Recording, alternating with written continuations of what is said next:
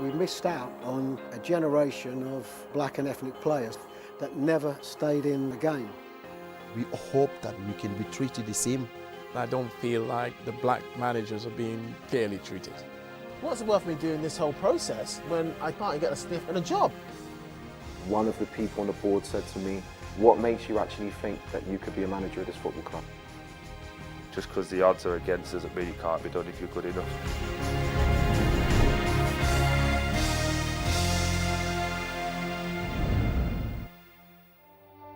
More than 44% of Premier League footballers and 34% of VFL footballers are black. But it's a different story for managers, with only 4% across the top 4 divisions. For years now, this hasn't changed. Why? Nearly all the Rochdale players had told me to put in for it. But Jack Marshall's a straight fella and a good bloke. He said, what do you think if they offered you the player manager's job? I said, what do you think? Tony Collins became the first black manager in English League football at Rochdale in 1960. Announcing the appointment, Rochdale chairman Freddie Ratcliffe said, "We are aware that some eyebrows will be raised because of his colour, but that made no difference, and we sincerely hope it will make no difference in his career as a manager." Collins took 4th Division Rochdale to the final of the League Cup in 1962. To this day, he remains the only black British manager to reach a major final. It wasn't until 1992 that we'd see another. Edwin Steen taking the reins at Barnet. Keith Alexander and Viv Anderson followed soon after. The Premier League started in 1992, but it wasn't until 1996 that the league saw its first black boss. Dutchman Ruud Gullit appointed player manager at Chelsea. Almost 30 years on, only 11 more have taken charge of teams in England's top division, either as permanent or interim managers. Out of all the black managers in English football, Chris Hughton and Keith Curle have taken charge of the most games. At the time, it was different. There wasn't many black coaches, or certainly coaches of colour. At the time, it is something that stood out to me. Was it their influence on me that wanted to make me go into coaching? I would say no. But I certainly appreciated what they were doing, and at a time, say, when there weren't many coaches of colour or black coaches. When I made my debut in '79, I was the only black player in the team. So I think it wasn't spoke about so much then. Did you ever have a feeling though? Because I never thought that I could not be successful because of the colour of my skin or my ethnic background. That wasn't me. And I never felt as if I wasn't going to achieve or or take my hunger away, that I didn't think I had an end result. I just wanted to be the best person that I could be. I wanted to be the best player that I could be. And that was my drive and my ambition. My first job as a manager was at Newcastle. And I know I was assistant manager at QPR when you beat us. Yes, and I remember that people were coming up to me that were of black and ethnic background, and so coming up to me and saying how proud they were that this was their club, this was their town, and to see it being managed by a black manager. Suddenly then to become a coach, a manager, stood in front of thousands of people, stood on the side, walking into a changing room, introducing yourself. I was thinking, I didn't see that being me, being a captain of a football club. Being a black manager, I would say it's probably on a different level. No, never any nervousness. No. The only nervousness that came was the normal ones of doing the job. Someone says I can't do something, it gives me more determination. I don't turn away. I've been for lots of jobs, and jobs that I thought I should get, that I could get. I've got all the qualifications, got the knowledge, got the background, got the experience at that level, but the job goes somewhere else. That doesn't make me a victim. Obviously, going back over the years, we missed out on a generation of really good black and ethnic players that never stayed in the game. Being a black coach and a coach of colour is something also that fills me with great pride, and I think if that can be an example or a role model to anybody going forward or in the future, it's something that fills me with a lot of pride. I think the best thing that we can do is get back into work. Well, that would be very nice. That's the best way to blaze a trail. Of the 132 retired Premier League players with over 250 appearances, 34% of non-black players went into management, but only 16% of black players did. Andy Cole and Dwight Yorke, an iconic partnership, legends on the pitch. But what about after? Australia was the one that gave me my first opportunity to into management. So I'm very grateful that the owners and the chairman that sees me there, and hopefully I brought them some success along the way. Winning the first trophy for the club and being in the position of fourth in the league was really left the club in a really good position. From that point of view, yeah. But I'm excited. I'm very committed to football management. How have you found the application process and the going about getting a manager's job in England? Well, what I can tell you that football owes you no favors.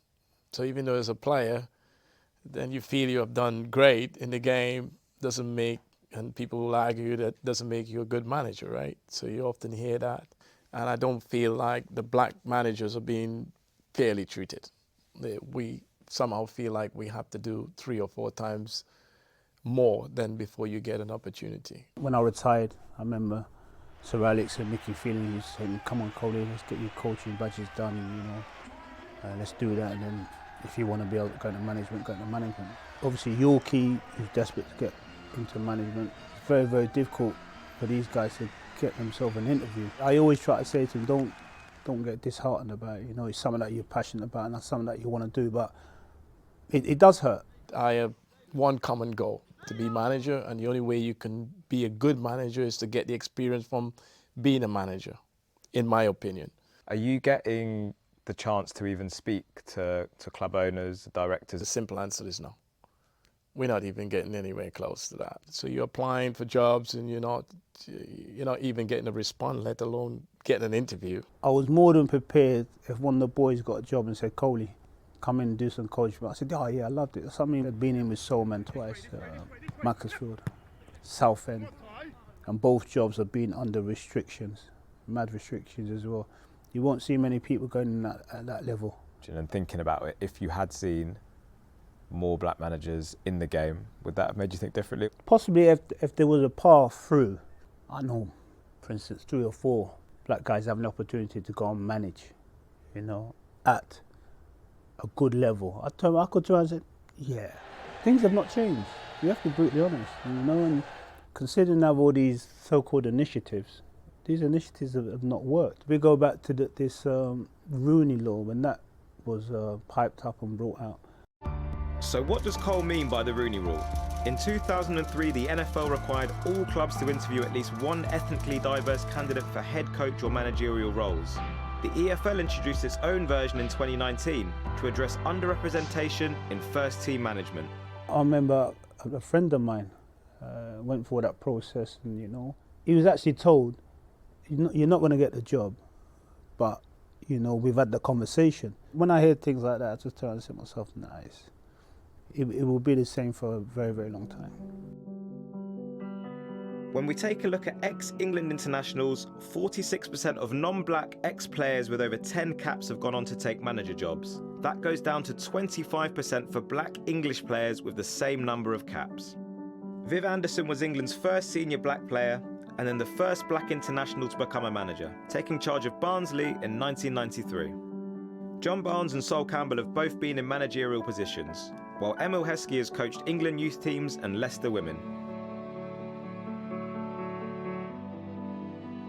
If I had 10 chances at clubs with money, with good support system, with great training ground, great academy, great loan system and things like that, and I had, not even 10, say 5 times, and I had, top 5 budget in that particular league, and it didn't work, then I might say, do you know what, you might have something to go on here. But I haven't had that. I've had the worst budget, I've done really well at Macclesfield and saved them from relegation.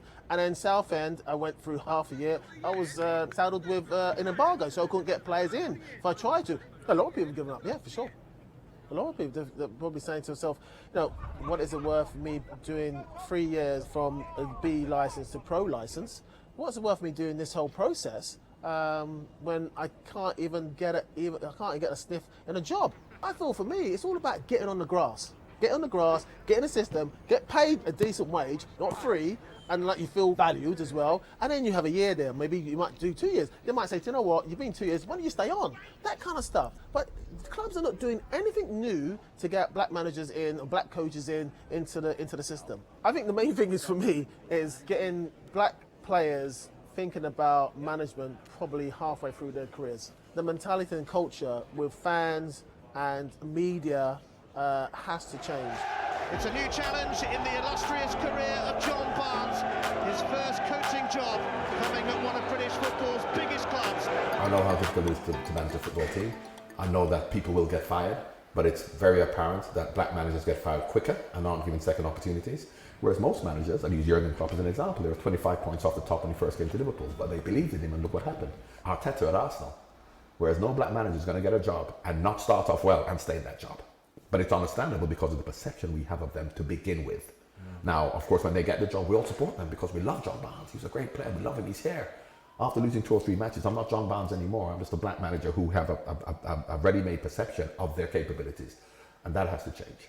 So many black coaches are qualified, lots of people, but it's like when you get wore down, knowing that, feeling hopeless about it, and even things like you talk about the Rooney Rule, but you can't be telling a multimillionaire owner that you have to give a black man a job. What you have to say is that you have to give him an interview. Let's go down to lower than League One. Let's go down to the conference. Let's go down 2 divisions below the conference.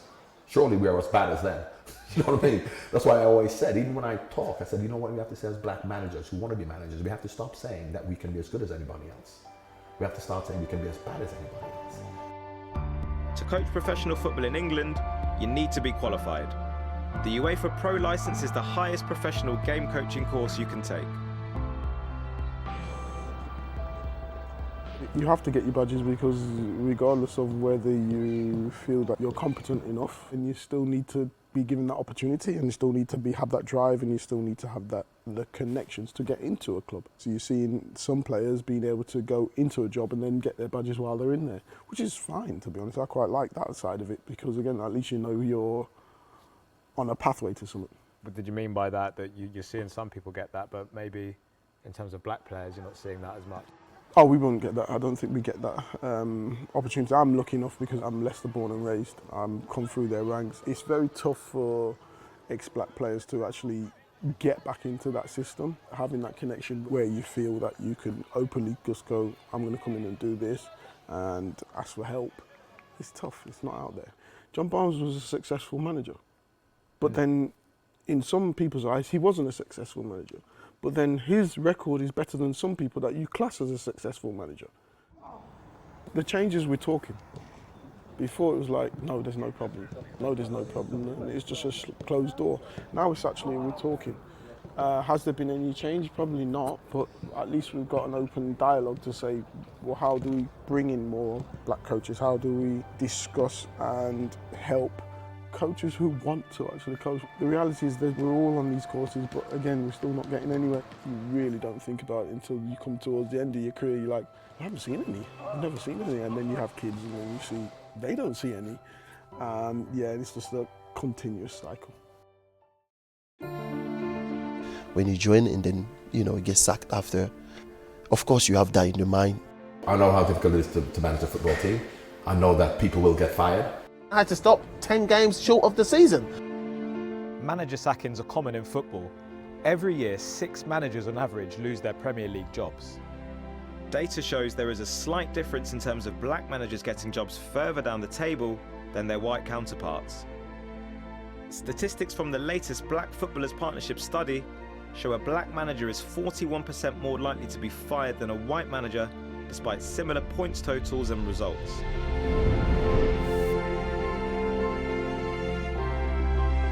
Kolo Toure and Troy Deeney were brought in to manage Wigan and Forest Green Rovers. Both began in the relegation places of their respective leagues.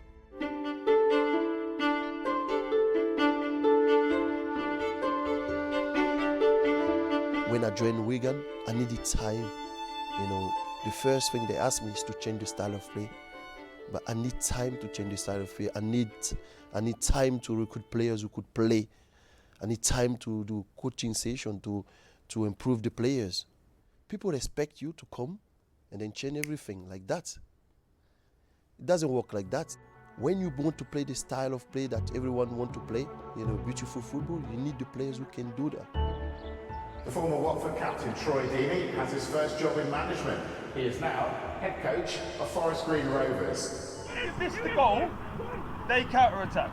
Your coaching career, were you ever encouraged to go into it Everyone told me to stay away from it, to be honest, and that's probably why I've gone towards it, because I love it a bit more. I love the challenge. Just because the odds are against us, it really can't be done if you're good enough. Mika Richards spoke about not too long ago about staying in media because there's more opportunities and there's more longevity and room to grow and become a personality than coaching. Obviously, we don't get many opportunities anyway, and then when you do, you get kicked off really, really quickly. As coaches or managers, we need to keep pushing. Whenever we have opportunity to do well, we have to do well, of course. But before you do well, you need the opportunity, of course. There's no many black managers who have the opportunity and had the time to work. Patrick Vieira, who done a really good job at Crystal Palace when he joined, and then he gets sacked after. We hope that we can be treated the same. I think it's important to look where you go, but as you know, there's no many opportunities out there. For this kind of conversation, I think it's more about making sure that we're prepared enough. I think if you do well and you're winning games, no one really cares what colour or creed you are. Did the numbers alarm you? I don't think the two correlate. So not all players want to do coaching. Not all players want to even stay in football after. So you have to be careful with that. But I think you do have to be in a position where you start saying, right, well, what's the process in terms of interviews and things of that nature? How many people are getting jobs because the agents are aligned with the director of football? And is the interview process really being done properly? You can do all the coaching badges you want. The second you're thrown into a gig, it's completely different. It's like doing a driving test and then being thrown on the M25 and say, go on and get hold of that. It's difficult to navigate and understand, so you need someone to help you and get you through it. Do you really want to crack it in England, or would you be happy to manage elsewhere, abroad or internationally? I would prefer to work in England because that's where I did all my career as a football player. I know the environment, I know the culture, I know the people a little bit more than other countries. If there's an opportunity maybe abroad, I'm thinking more about it, definitely. Being an ex-player doesn't mean that you're going to be a top manager, and you have to prove, and I'm willing to prove. I just need some opportunities. Not every manager gets to start their journey in the Premier League or the EFL. Non-league is often a way for managers to get themselves up the ladder.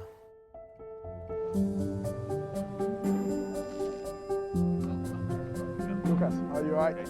After a career that took him from non-league to Premier League, George Elokobi started his managerial career at National League's Southside Maidstone, taking them to the FA Cup 5th round last season. We've been very good and consistent throughout the season, especially here at the Gallagher Stadium, and today is no different. I decided to start doing my coaching badges through the PFA and the FA. I'd done the first level, and I sort of gave myself a 2 years gap, and because I didn't see any future in management, especially in this country, didn't see any down the pyramids, and if any of the managers had a job, it didn't take long before they were sacked, and it just sort of like put me off, and I thought, what chance have I got? That sort of like changed, and I said to myself, I just have to keep working hard and believing in myself and making sure I'm up to speed with my badges. You okay? Good. Are we alright? Thank you so much for your support this season. You could see there wasn't many of us in terms of being in the dugout, and I'll say this, and also being in the boardroom, because that's where it all boils down. If we had more minorities in the boardroom itself, then certain decisions might be not as quick. It doesn't matter your skin color, your ethnicity. It's difficult, and it's about making sure when you have the opportunity to present to board of directors, you put your vision across to them, and and then go from there. Andy Priest started his managerial career in 1999 as player manager of Bury, keeping them in League One for 2 seasons despite huge financial issues. Since leaving Bury in 2003, he's not managed in the EFL since. After various non-league jobs, he's been at National League Northside Chorley since 2022. We're in a position where we could finish second, or with an absolute miracle, we could finish top. So, would you recommend for a young black coach that non-league is a good place to start? There's an overload of qualified coaches. So I think if you get an opportunity, take it. Since you left Bury, have you had interviews for EFL jobs? Yeah. I've had a few interviews, and obviously you use those interviews then to try and find out what you need to improve on. Because if you don't get the job, then the feedback is so important. You want to know what you need to do to improve, but they're few and far between over the last 6 to 10 years. There's not been so many, maybe three or four. We can't just say, oh, well, there's not enough black managers. Well, is there enough black managers getting the qualifications? How are you? You all right? All right. Lads who come in, brilliant, superb built, that energy. Yeah, JJ, excellent. Glinny, done okay. Only in the last few years with the Black Footballers Partnership that, you know, they've gone into more depth and had a look at the figures and tried to have a look if there was a disparity between, you know, black coaches and white coaches and whether the percentages were where they should be. A lot of black coaches now got their pro licenses, and then when you relate that to managers in jobs, the percentage is a lot lower. And I've had to put the hard yards in to stay in this position, you know, and I'm in the Conference North at the minute, but I feel that, you know, I should be managing higher. I'm one for the Rooney rule. It doesn't guarantee a black coach a job, but what it does, it gives an opportunity to get in front of a board. They will appoint the best person for the job, but it's the experience, and what's going to change the way it is at the minute? Nothing's changing. With limited opportunities in England, some potential managers have taken to abroad. I just believe that my pathway wasn't coming through the English system. I've gone for many interviews, step 4, step 3, step 2, step 1, all the non-league sectors I've tried, and I didn't really get the job. I've got all the badges now. I've done all of my coaching badges. I've got the experience. But how do you get experience unless you get given a chance? When I was working at the PFA as a coach educator, people was calling me for advice on sessions, on mentoring and so many things. And I was seeing some of these people have jobs and they're calling me, asking me for advice, which wasn't a problem. I would always help people out. But it's just kind of funny that actually your owners don't rate me, but you rate me, you know, and ask me for advice. But people don't see that on the outside. I've been told if I cut my hair, I'd have a better chance. My gold tooth as well. 2 owners tell me this in non-league. It so happened that I went for the job, they said no, then they both got relegated that season. And around about the same time they were getting relegated, I was in India. And I was still in contact with them. And they actually apologized to me. Yeah, said to me they made a mistake. They went for the safe option. And it was nice for them to apologize to me and for us to keep a dialogue, but they still haven't offered me a job when the job came available. That's why I'm happy to go abroad. I've been to India, I'm in Grenada now. I'm willing to go to Thailand, Saudi Arabia, Dubai, America, South America, you name it, Canada, I'll go. You know, I'm that hungry to be a head coach, and I do believe that I will be successful. I go to a lot of directors' boxes and I'm fortunate to sit in them. And when I look around the directors' boxes, I hardly see any black people. Normally I'm the only black person in a director's box. Now the director's box should be the friends of the directors and the owners. So if the directors and the owners have no black friends, when they see me coming through the room, they're not going to understand me. The hard work is done before you retire. Because when you're playing, you're king. As soon as you hang up the boots, people don't pick up the phone no more. English football has seen over 40 black managers in its time, including caretaker and interim bosses. But what does the situation look like currently?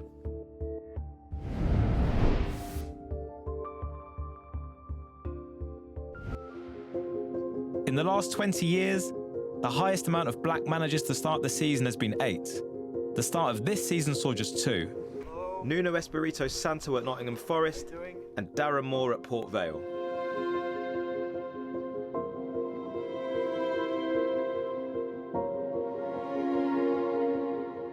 One on each mannequin, lads. Go on. Only 2 on this one here, so 1 in front, 1 behind. Obviously worried and alarming really that we're in the game, we're talking single figures, and I don't for 1 minute sit here and think that, oh yeah, great, I'm in the job and I'm flying the flag, because obviously there's many more of my peers out there that are doing just as good, or if not capable of doing better jobs than you see here now. So there's not a marked out route in which way you can go. I think in all facets of the game, it's our peers being looked upon as an opportunity to be able to step in and go in them leadership roles and management roles, and the ability to express themselves. What I would advise in certainly my managerial career to date was I wouldn't change my background for anything. And even now, Chris, I'm still learning as a manager. Even now, I talk to a lot of my peers, present, managers past. I'm very open to new ideas, to just consistently learning. I hope that when I do retire, that we look back on the game and we're not saying that it's another generation of coaches, managers, people with inside and outside the game have been lost. I live in anticipation, I live in hope, and I'll keep pressing on. Liam Rossigna is the manager of French side Strasbourg, having previously managed in England. We spoke to him last season before he was sacked by Hull after just missing out on the playoffs. His dad Leroy was also a professional player and manager. When I was a little boy, I'll never forget, my dad was manager of Gloucester City. Walking after a game up to the boardroom, it was an away game, I can't remember which club it was. I was about 10, 11 years old, I was walking behind him, and my dad wasn't allowed in the boardroom because they didn't believe he was the manager. Even looking back now, we're looking 20 years ago, I don't think my dad was afforded the opportunities that his coaching jobs deserved. I'll be really honest about that. I don't know if that's to do with race, I don't know if that's to do with circumstance. My dad took Torquay with the lowest budget in what was League 2, and he got them promoted automatically, playing a style of football that I believe in now. There's a lot of talk about the Rooney Rule and having designated interviews for players of black or ethnic minority. That's so important to open the doors because you're giving people an opportunity to speak in front of a board. You might not get the job, but they'll think about you for the next job. I went to interview for a job at a very good football club, and one of the people on the board said to me, "What makes you actually think that you could be a manager of this football club?" And he said it in that tone. And all it made me do was look at him and say, I know I'm not getting this job, but I'm going to prove you wrong in my career. You couldn't even conceive the thought that somebody who looked like me could manage a football club. Do you think why I'm even here if you're thinking No, that? because different people, again, you don't know what you don't know. There are probably other people on that board who thought I was a really suitable candidate for the job. And that's what we have to change. For me, they're driving, they're motivating factors behind what you do. If I woke up every day and said to myself, oh, the stats are against me, I'm a black manager and I really need to do well, it's too much pressure. I just need to be myself. There's only 92 manager jobs for the Premier League and the EFL, but there's hundreds of coaching staff jobs to support the person in charge. So, is it different for backroom staff? The Black Footballers Partnership found in 2023, 13 out of 187 assistant manager positions were filled by someone black. That's 7%. The highest percentage was lone player manager, with 26% being black. Youth coaches were at 15% and technical directors at 13%. The rest were less than 10%. Each team should have 2 defenders, 2 midfielders and attacker on both pitches, okay? I've always said to myself, if I want to have a coaching career similar to what I had as a player, I have to do it the right way, which is learning, starting in the academy. You're locked in the zone for 3 games. And then gradually progress through the phases and get to the first team level. I've done the assistant role for Ghana with Chris Hughton, which was a good learning curve for me. I haven't applied anywhere in England for a head coach role, mainly because I feel that I am getting there gradually. When the time is right, I will do so. If I get an opportunity, I have to make sure that what I do is correct and try to be as successful as I can, to try and open doors for others. Yeah. I want to share my pathway with others. It has not been easy because I started with Blackburn under 13s, but I made that decision.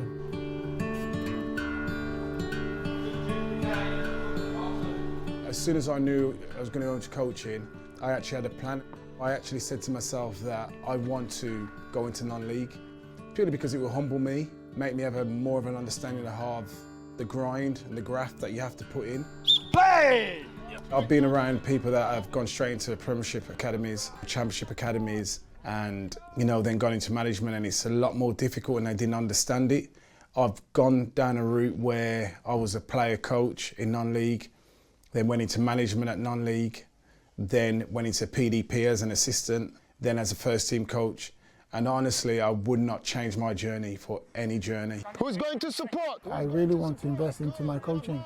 So in a season I was doing under 13s, assisting under 14s, 15s and under 18s, and then moving across to Villa, where I was doing under 18s assistant, I was leading the under 17s, going to the under 23s. So you can clearly see that I've put time into it. And I hope that other coaches, black coaches, will follow that footsteps and see that it is possible. 2-1! A lot of black coaches are of the feeling that we don't want to get a job because of a rule that has been in place. You want to get a job because you're good at it.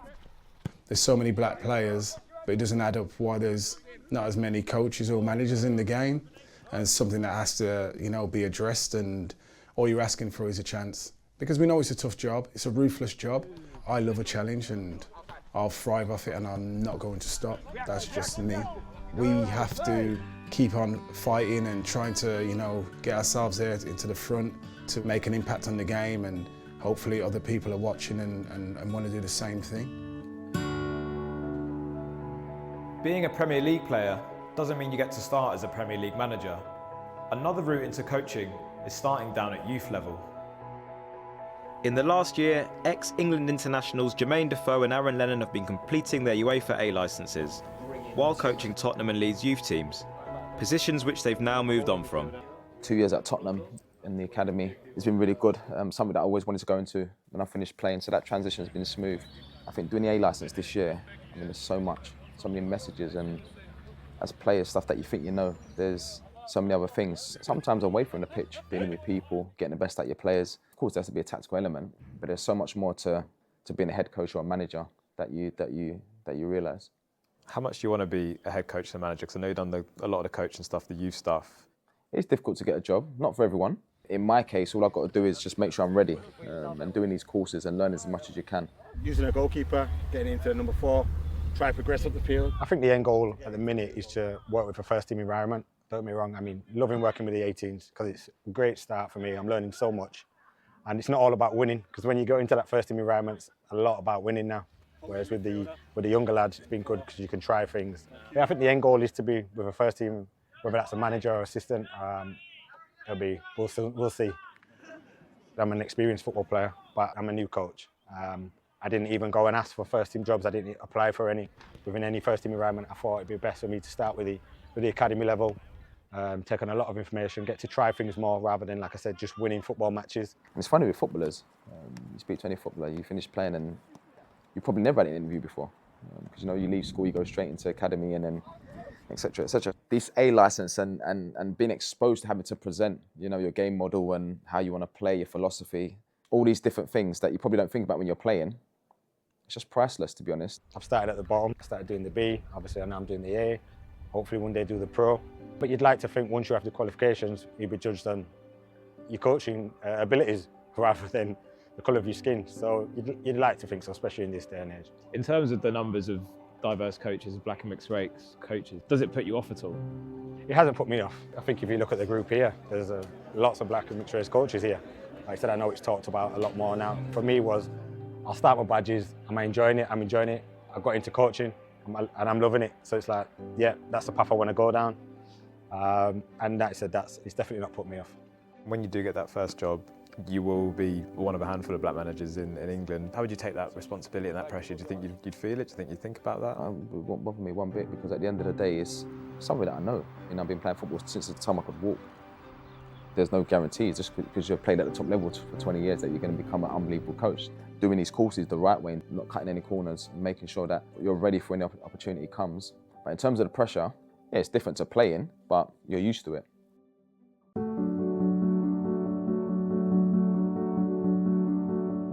So we've learned about the history and the way things are now, but what changes are happening? Where are they coming from? And is there hope for the future?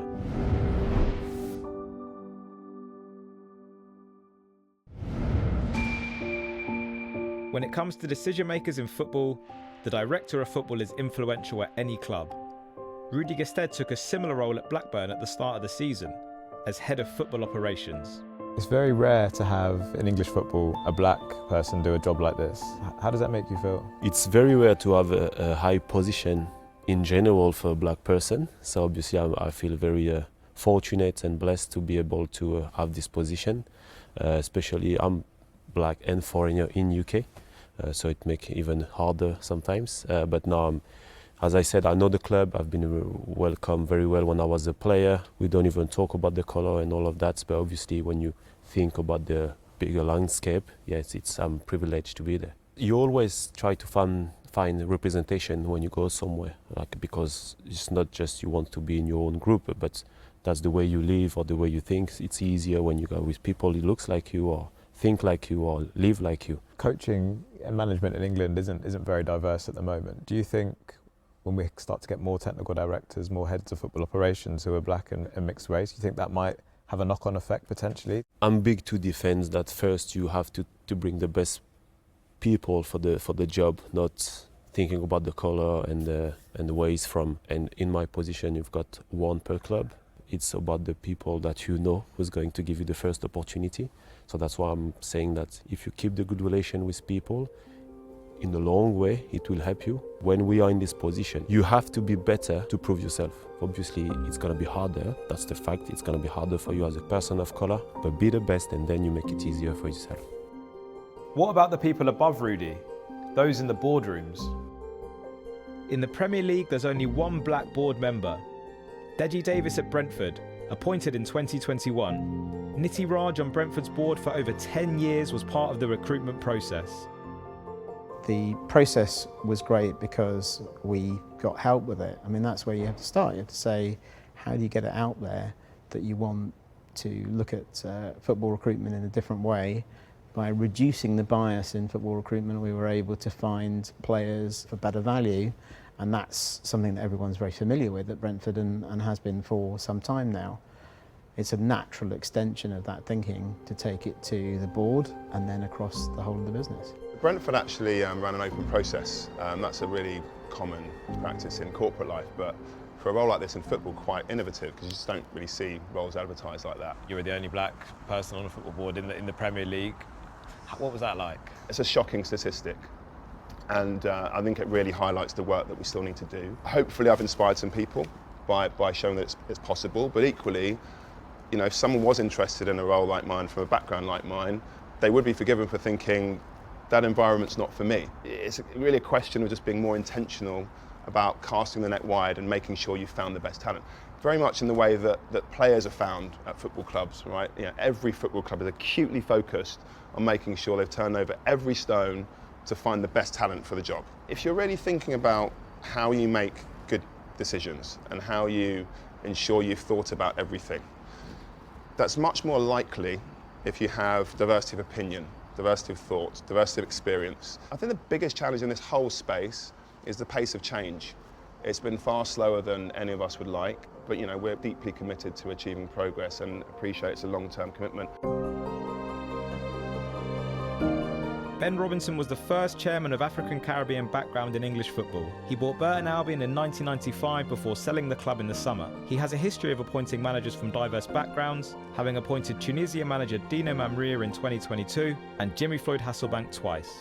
We drew up a shortlist and did a number of interviews, and that was never about giving Jimmy Floyd the job because of his colour. It was because he came over, he was very impressive in his vision for the game, what he felt he could bring to this club and how he could develop its great potential. As a people person, you know, he came over as a good people person, somebody that was going to come, really wanted the opportunity to make his point, make his mark, be successful. Because at the end of the day, it's the clubs and the chief executives and the chairman, the owners of clubs, they've got the power. It's not a general chat in the boardroom. The general chat in the boardroom is about results. One or two will have a dialogue, you know, about that subject, but very limited, very limited. So what are football's key organisations doing around this issue? The professional player to coach scheme is a joint programme from the Premier League, PFA and EFL designed to increase the number of black, South Asian and minority ethnic players moving from playing to coaching, including a 23-month placement at a professional club. Eric Odiambo is one of 32 coaches to have progressed through the scheme and into full-time employment. Would you believe I had probably some of my first interview experiences through doing it. So I think it's one thing to be given the opportunity, but then the next thing is for us to take that opportunity. Gradually getting there, and I think that's come because of things such as PPCS, where people are making a conscious effort to make it happen. The Premier League also runs the Coach Inclusion and Diversity Scheme to provide opportunities for coaches from underrepresented backgrounds. Through both programmes, 75 coaches are in full-time employment with clubs. In 2021, 5 key stakeholders created the Coach Index, providing Black, Asian and mixed heritage coaches with access to information about employment and development opportunities within professional football. Our Coach Inclusion and Diversity Scheme and Professional Player to Coach Scheme offer intensive work placement and development opportunities for coaches from currently underrepresented groups at clubs across the Premier League and the EFL. One is centred around former players, so former Black players and South Asian mixed heritage as well. And the Coach Inclusion and Diversity Scheme is more a general, wider population. You don't have to have played professionally. I think it's extremely difficult to become a coach in English professional football. A lot of people had dreams of being a player at some point, and then when people realise that might not happen, going into coaching might seem like a logical option. I think in any professional environment, your network can be key to the next opportunity and the next door opening. I think the Coach Index actually is part of the way that coaches can increase their network. We have sessions where we invite coaches to go into clubs to meet people who work in clubs. We're definitely seeing success from the Coach Index. We've got over 350, nearly 400 actually, coaches registered on the system. I think success would be more and more coaches from underrepresented groups represented right across the player pathway, and ultimately what people want to see right into the first team.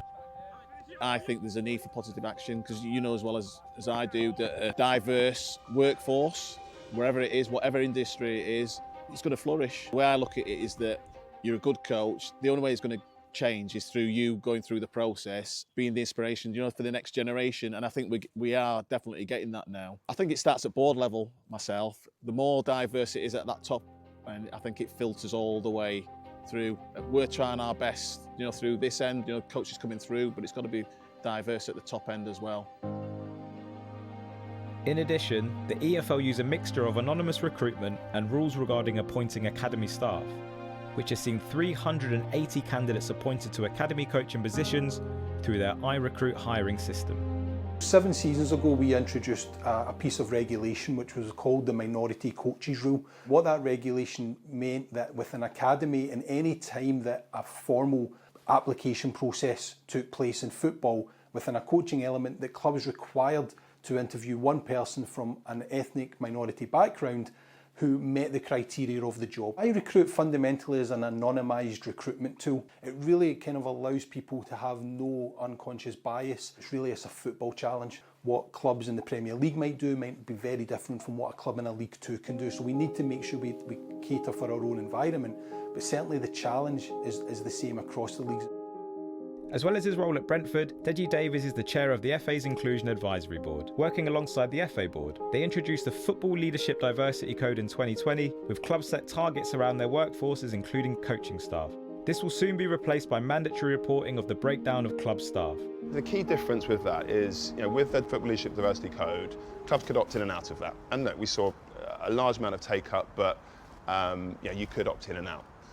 With the mandatory reporting that we've just brought in, we've changed the FA law such that clubs have to report on this. Now, if you're having to report this data, it forces a focus on it.